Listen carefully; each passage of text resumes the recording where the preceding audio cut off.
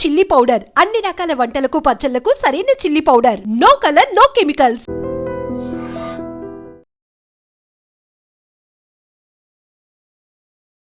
అంటే నాకు ఒక డౌట్ వచ్చింది సార్, మేబీ షోస్ చూస్తున్నప్పుడు.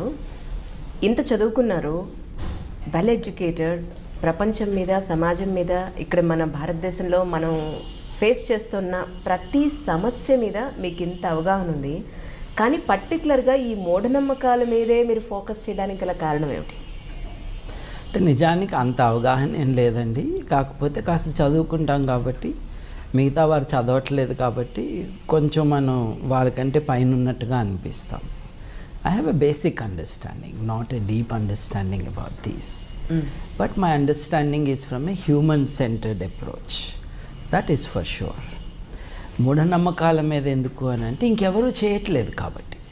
ఇప్పుడు నాకు రాజకీయం అంటే చాలా ఇంట్రెస్ట్ ఉంది, ఎకనామిక్స్ అంటే I really I'm fascinated by it.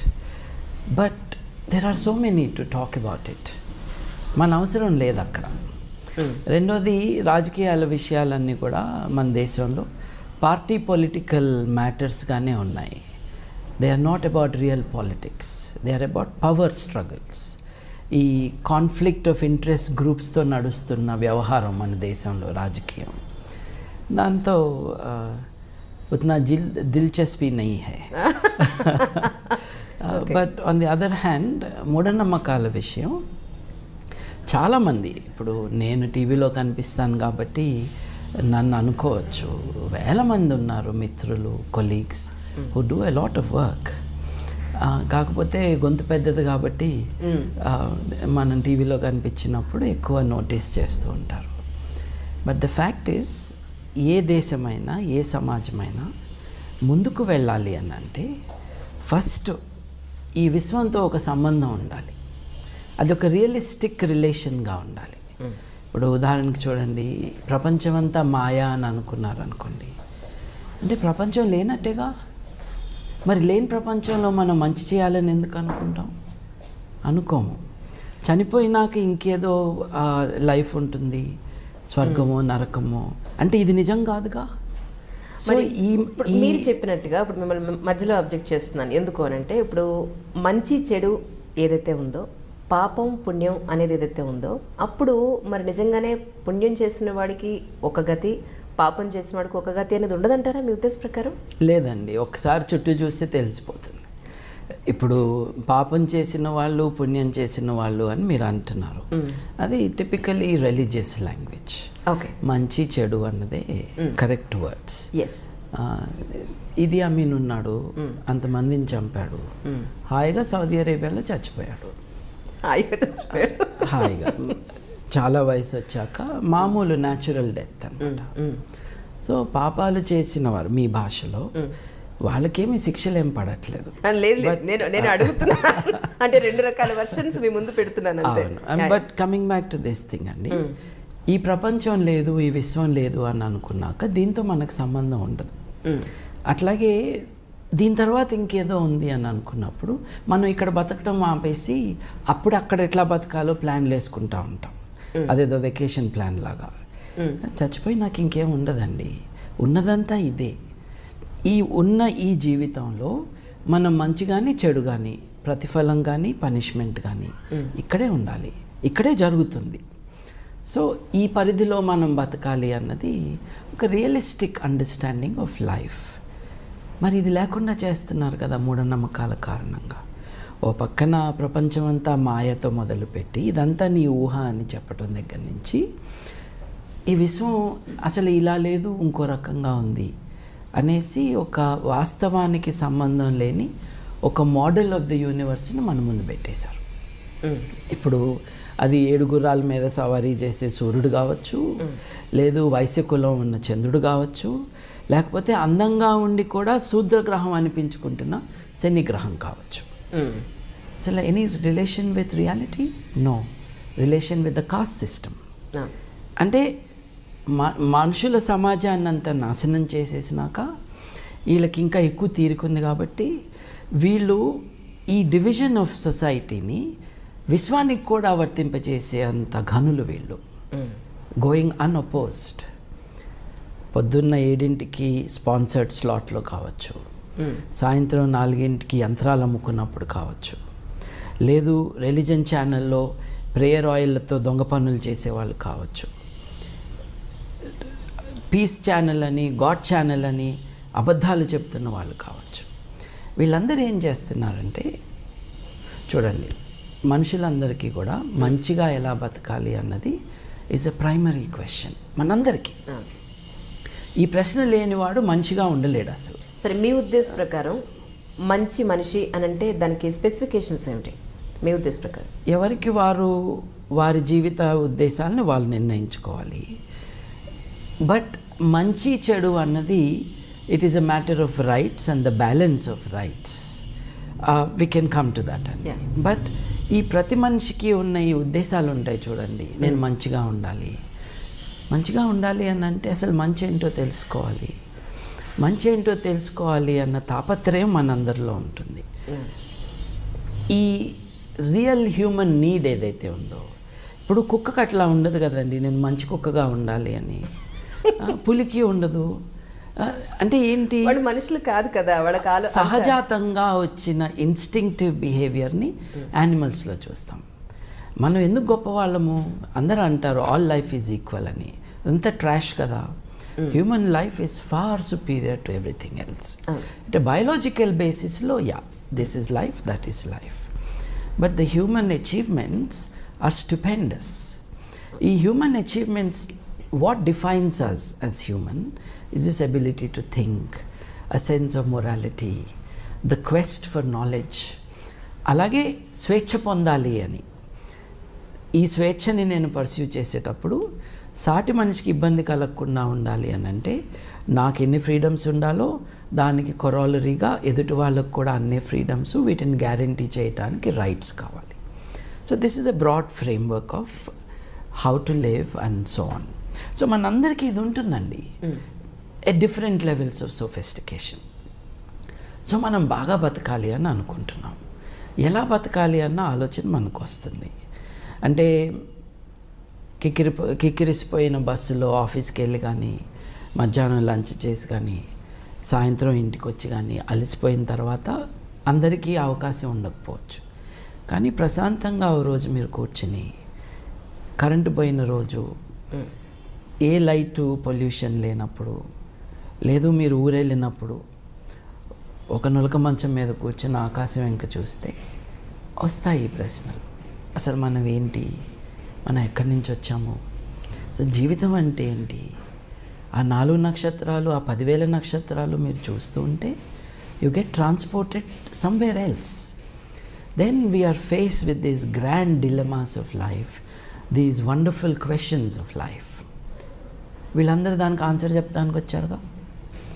ఆ ఆన్సర్ తప్పు కదా. అందుకని ఐఎమ్ ఫోకసింగ్ ఆన్ దాట్. ఇప్పుడు సరిగ్గా బతకాలి అంటే ఏమిటి అని అంటే, నువ్వు ఫలానా పూజ చెయ్యి అని చెప్తున్నారు. అంటే ritualism as an answer to the grand questions of the human mind. నువ్వు ఇది చేస్తే చాలు, ఇది చేస్తే నువ్వు నరకానికి వెళ్ళకుండా బతికిపోతావు. అలా చెప్పే వాళ్ళకి వ్యతిరేకమా, అలా చెప్పడమే వ్యతిరేకురా మీరు? రెండు. దీని మీద వ్యాపారం చేసుకునే వాళ్ళపైన particularly I'm angry about it and I'm targeting them. ఎందుకంటే నువ్వు బాగా బతుకు అని చెప్పడానికి డబ్బులు కావాలండి. డబ్బులు తీసుకుని చెప్పడం ఏంటండి? అంటే ఒకరికి హితవు చెప్పటానికి వాళ్ళ దగ్గర నుంచి 5,000 నుంచి 10 కోట్ల దాకా తీసుకున్న ఆధ్యాత్మికవేత్తలు ఉంటే అది నిజంగా ఆధ్యాత్మికతన అన్న ప్రశ్న రావాలి. These are issues of morality. మనం మనిషి బతకాలి అని చెప్పడానికి ఫీజు తీసుకోవడం ఏంటండి? That is my question. ఏంటంటే మేము సర్వసంగ పరిత్యాగులు అన్న వాళ్ళకి ఇన్ని వేల కోట్ల రూపాయల ఆస్తులు ఉండటం ఏంటి? నేను డబ్బు ముట్టుకొనగా నా శిష్యుడికి ఇవ్వు అనటం ఏంటి? అంటే this shows a duplicity. This shows a falling in morality. ఇప్పుడు this can be done this way. It has to change. ఒక్కొక్కసారి మీరు మెత్తగా చెప్తే కుదరదు, ఛాలెంజ్ చేయాల్సి ఉంటుంది. My challenge is to those who are making a business of the noble quest for freedom, for meaning in life, for knowledge, and therefore for truth. మీ ఉద్దేశ ప్రకారం ప్రపంచానికి స్వామీజీల అవసరం లేదంటారా? ప్రపంచానికి స్వామీజీల అవసరం అస్సలు లేదండి.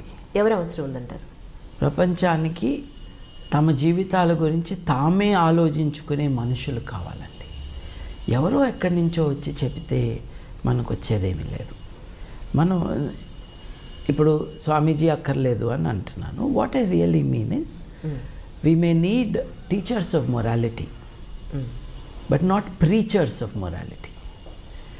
ఇప్పుడు వారి జీవితం could be a model for others.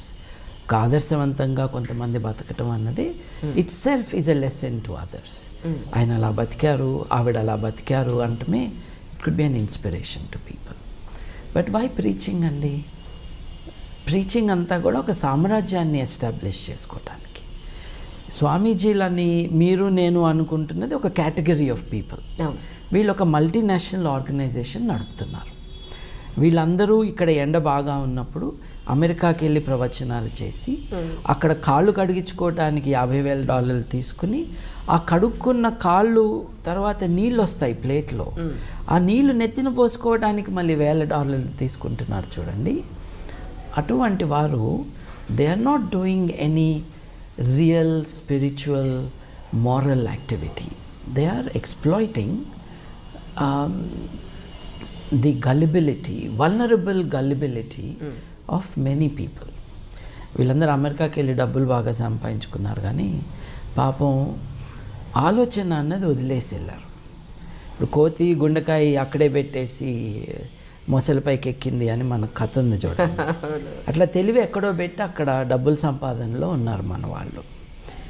ఏంటండి ఇది అసలు ఏం దారుణం అండి ఇది. ఒక మనిషి కాళ్ళు కడగటం ఏంటండి, ఆ కడిగితే మళ్ళీ దానికి $50,000 ఇవ్వటం ఏంటండి, ఆ తర్వాత కడిగిన నీళ్లు తీసుకుని నెత్తి మీద పోసుకోవటం ఏంటండి.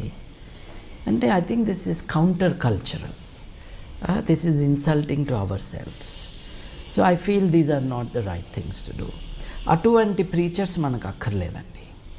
But we need people who are able to give a kind of guidance in morality. అది చాలామంది గొప్ప వాళ్ళని మనం చూస్తూ ఉంటాం. అది it could be Ambedkar, it could be Burton Russell, it could be M.N. Roy, it could B Isaac Asimov. ఇంతమంది మీరు పేర్లు చెప్తున్నారు. అసలు నేటి జనరేషన్కి M.N. రాయ్ దగ్గర నుంచి మీరు ఇప్పుడు ఎన్నో పేర్లు చెప్పారు, అందులో కొన్ని నాకు తెలియదు, అది తీసి పక్కన పెడితే అసలు మినిమం మీరు చెప్పే రైటర్స్ కానీ గొప్ప మహానుభావులు కానీ ఈ నేటి జనరేషన్కి ఎంతమందికి తెలుసు? తెలీదు. That is a failure of parents and the failure of the system and of the media. ఎందుకు తెలీదు అని అంటే వాళ్ళ గురించి చెబితే చాలా విషయాలు మనం నేర్చుకోవాలి కాబట్టి ఈ సోమరిపోతు జీవితాన్ని గడిపే వాళ్ళందరూ కూడా వాటిని ముట్టుకోకుండా డే టు డే లైఫ్ గడుపుతున్నారు. కాబట్టి these grand lights of civilization and their light is not accessible to us or visible to us. ఒక లైట్ హౌసెస్ లాంటి వాళ్ళు వీరు. మనకి మార్గం చూపించే జీవితాలు వాళ్ళవి, వాళ్ళ భావాలు. ఒక పెద్ద మనిషి తప్పులు చేయడం అంటే చేస్తారేమో, కానీ ఈ పెద్ద మనుషుల డెఫినేషన్ వాళ్ళ తప్పుల ద్వారా కాదు, వాళ్ళు చేసిన గొప్ప పనుల ద్వారా. ఏమిటా గొప్ప పనులు, ఎలా బతికారు వీళ్ళు అన్నది మనం చూస్తూ ఉంటే we also don't have to start from zero. వాళ్ళ లైఫ్, వాళ్ళ ఎక్స్పీరియన్సెస్, వాళ్ళ అచీవ్మెంట్స్ చూసుకుని we can start somewhere else in our lives. అది జరగట్లేదు కదండి. స్కూళ్ళల్లో పాఠాలు కూడా ఆ డైరెక్షన్లో లేవు. We have an examination system. మీకు అంటే ఈ ఎడ్యుకేషనల్ సిస్టమ్ మీద కోపం రాలేదా?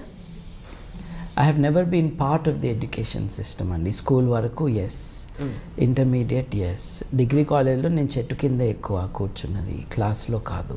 మీరు చదువుకున్న జ్ఞానం వేరు, ఇప్పుడు పిల్లలు చదువుకునే సిస్టమ్ వేరు. యాక్చువల్లీ ఒక అపార్ట్మెంట్లో కాలేజ్ అంటున్నారు, కనీసం మినిమం ప్లే గ్రౌండ్ కూడా ఉండట్లేదు. అంటే ఇప్పుడు ఈ మూఢనమ్మకాల మీద మీరు ఎలా అయితే ఫైట్ చేస్తున్నారో ఈ ఎడ్యుకేషన్ సిస్టమ్ మీద మీకు కోపం రావట్లేదా? దీన్ని కూడా ప్రక్షాళన చేయాల్సిన అవసరం ఉందని మీకు అనిపించలేదా? అంటే దెర్ ఆర్ టూ థింగ్స్ అండి. సిస్టమ్ని మనము ట్యాకిల్ చేయాలి అని అంటే You need the strength of a movement, need the strength of a political party, you need policy makers. నేను చేస్తున్నది is a different field. It is in the field of ideas. భావాల ఉద్యమం ఇది. భావాల విప్లవం రావాలి. భావాల విప్లవం వచ్చినాక సిస్టమ్స్ చాలా ఈజీగా మారుతాయి. మీరు సిస్టమ్ మార్చేసి భావాలను ముట్టుకోకుండా ఉంటే అంతా మారిపోతుంది అనుకోవడం తప్పు. కరెక్ట్. ఇవాళ జరుగుతుంది కూడా అదే. మంచి సిస్టమ్సే పెడుతున్నారు, కానీ in practice it is nowhere there. మీరు రాజకీయాల్లోకి వచ్చే ఉద్దేశం ఉంది గోవినేని బాబు గారికి అంటున్నారు బయట. ఎవరన్నా నిజమా కాదా చూడండి. అంటే this might be a fun question. నిజానికి హక్కుల ఉద్యమంలో ఉన్న వాళ్ళందరూ భావాల ఉద్యమం అంటే సోషల్ డెమోక్రసీ గురించి మాట్లాడే వాళ్ళందరూ రాజకీయాల్లో ఉన్నట్టే. Okay. These are all political. అంటే ఎవ్రీ హ్యూమన్ ఇది ప్రత్యక్ష రాజకీయమే. Every human is political. The moment you hold an opinion about something which deals with public life, you are political. Yes. కాకపోతే మీరు అనేది ఏంటంటే మీ హింట్ బట్టి నేను అనుకుంటుంది పార్టీ పాలిటిక్స్ అని మీరు అనుకుంటారు. ఎగ్జాక్ట్లీ. నేను స్కూల్ డేస్ నుంచి ఎంఎన్ రాయ్ గారి భావాలకు అట్రాక్ట్ అయ్యి ఆయన philosophy, his later days philosophy of radical humanism, దాని నుంచి ఇన్స్పైర్ అయిన వాడిని. పార్టీ పాలిటిక్స్ అన్నవి ప్రజల యొక్క స్వేచ్ఛని హరించేవి అన్న ఆ అండర్స్టాండింగ్ నాకున్నది. అంటే సర్వసత్తాకత అన్నది, సావరెనిటీ అన్నది it should remain with the individual. ప్రజాస్వామ్యం అంటే ఏంటండి? ప్రజలు స్వాములుగా ఉండాలి అని అర్థం. But parliamentary democracy also is not adequate. It is not true democracy. ఎందుకంటే ప్రజలు తమ సావరెనిటీని ఇంకెవరికో అప్పజెప్తున్నారు. వారు 5 ఏళ్ల పాటు మన పేరుతో అధికారం చెలాయిస్తారు. తర్వాత వాళ్ళు మళ్ళీ మన దగ్గరకు వస్తారు. ఈ 5 ఏళ్లలో ఒక నెల రోజుల పాటు వాళ్ళు నిజంగా ప్రజలు నా దేవుళ్ళు అని చెప్పటం, ఒక స్లోగన్ చేసి చెప్పటం అన్నది చూస్తాము. మీరు దీనికి కూడా వ్యతిరేకులైనా నా ఉద్దేశ ప్రకారం? అబ్సల్యూట్లీ. అదే చెప్తుంది నేను, అదే చెప్తుంది. సో పార్టీ సిస్టమ్ ఏదైతే ఉందో is a way of taking away the sovereignty of the people in the name of the people. ఇప్పుడు అబ్రహాం లింకన్ గారు చెప్పారు కదండి, డెమోక్రసీ అంటే ఏమిటి అంటే rule of the people, by the people, for the people అని. ఇప్పుడు ఫర్ ద పీపుల్ ఎక్కువ నడుస్తుంది కదా, అది కూడా in the name of the people. Exactly. So this is bad అని.